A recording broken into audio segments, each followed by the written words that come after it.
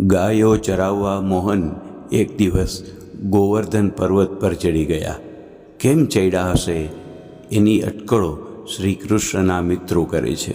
જેમ કે કેમ અચાનક આજે માધવ ગોવર્ધન પર ઊંચે ચડી એક પથ્થર પર બેઠા ખોવાયા કઈ ગૂંચે. હશે શોધતા માત યશોદા અથવા નંદ પિતાજી, નહીં શ્યામ તો રાધા શોધે નિરખી થાશે રાજી. નથી મુખ મુદ્રા એની એવી લાગે કારણ જુદું, થાતું એને યમુના મધ્યે અહીંથી આજે કૂદું.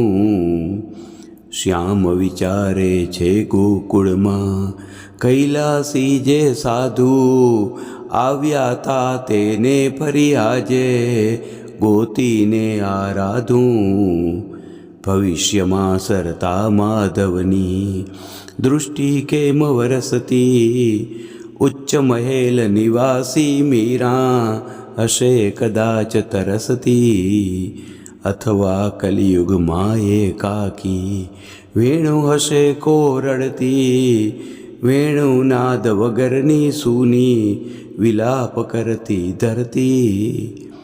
જે હો શ્યામ નયન છે બીના પ્રેમલ મોતી જરતા, સૂર વગેરે પ્રેમી પ્રિયજન સમીપ સત્વર સરતા. ત્રણેય કાળમાં વિચરી શકતા કરતુમ માધવ, થવા અન્યથા કરવા માટે સમર્થ સક્ષમ માધવ.